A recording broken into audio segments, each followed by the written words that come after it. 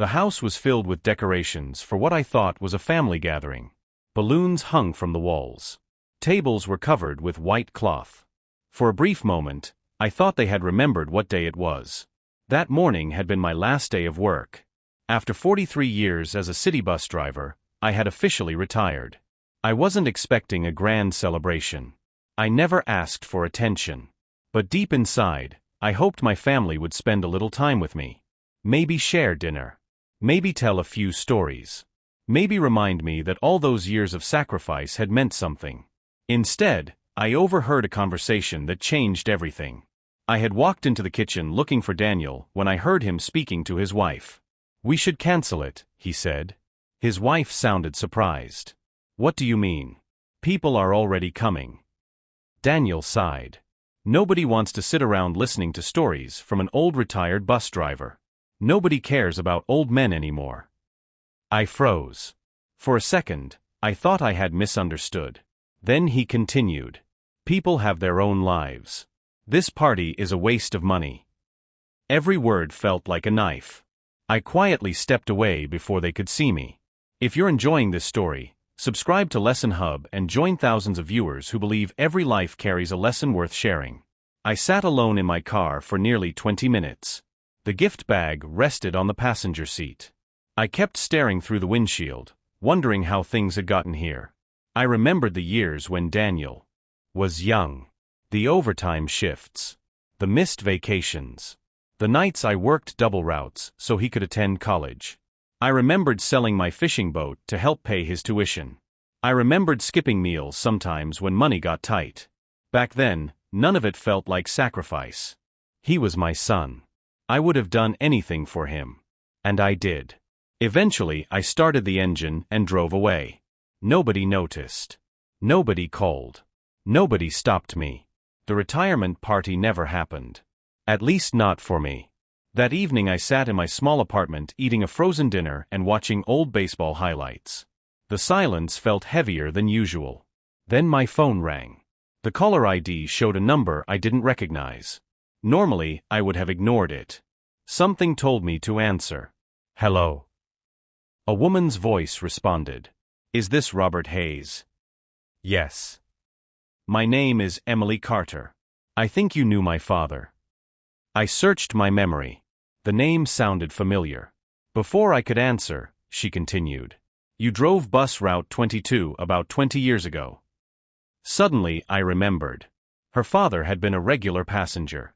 A kind man who rode every morning. We used to talk during my breaks.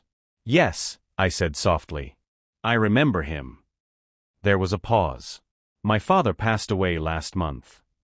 "I'm sorry to hear that." "Before he died, he left me a letter."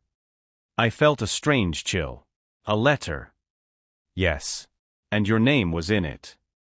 I sat up straight. "My name." "He told me if I could ever find you, I should."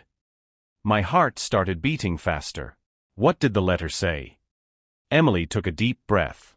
It said that one act of kindness from a bus driver changed the course of our family's life forever. I stared at the wall. Confused. Speechless.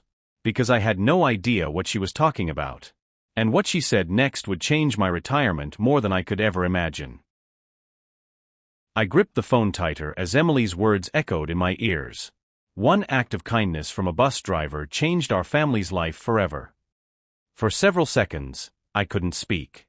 I had driven thousands of people across the city during 4 decades behind the wheel. Faces came and went. Most passengers never remembered my name. What did your father mean?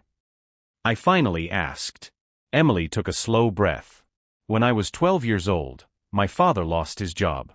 My mother was sick. We were behind on rent and barely surviving. One winter morning, my father got on your bus without enough money for the fare. A distant memory started to return. A freezing morning. Heavy snow. A worried man standing near the front of my bus. I remember something like that, I said quietly. My father said he was embarrassed, Emily continued. He tried to get off the bus, but you stopped him. The memory became clearer. I had told the man to sit down. Just sit down and stay warm. No arguments. No explanations. At the time, It seemed like nothing. Emily's voice trembled. You didn't know it, but he was on his way to a job interview. Iset frozen. He got the job that day. That job helped him keep our apartment. It paid for my education. It helped our family survive. My eyes filled with tears. One small decision. One moment I had completely forgotten. And yet it had changed someone's entire future. My father never forgot you, Emily said. He remembered me for 20 years. Yes. I looked around my quiet apartment. The same apartment where I had spent the evening believing my life no longer mattered. Meanwhile, a stranger's family had carried my name in their hearts for decades. Emily continued. There's something else. What is it? My father started a company years later. It became very successful. I smiled. That's wonderful. He left instructions that after his passing, certain gifts should be delivered to people who helped him throughout his life. I didn't understand where this was going. Mr. Hayes, you're one of those people. I laughed softly. You don't owe me anything. That's what I expected you to say. She paused. But my father insisted. The next morning Emily arrived at my apartment. She looked to be in her early 40s. Professional. Confident. Kind. She handed me an envelope. Inside was a handwritten letter. The handwriting was shaky from age, but the words were clear. Robert. You probably don't remember me. Life gave you thousands of passengers. But I never forgot you. On the worst day of my life, when I felt ashamed and defeated, you treated me with dignity. Most people remember grand gestures. I remember a simple act of kindness. Because of that day, I got to watch my daughter grow up, attend college, and build a successful life. Never believe your life didn't matter. You changed mine. Thank you. I wiped tears from my eyes before I could finish reading. Emily smiled gently. My father meant every word. I couldn't remember the last time someone had looked at me with such genuine gratitude. Then she handed me another envelope. What's this? Another part of his instructions. I opened it. Inside was a check. My hands immediately started shaking. The amount was more money than I had ever seen in one place. Emily, there has to be some mistake. There isn't. I can't accept this. You can. And my father wanted you to.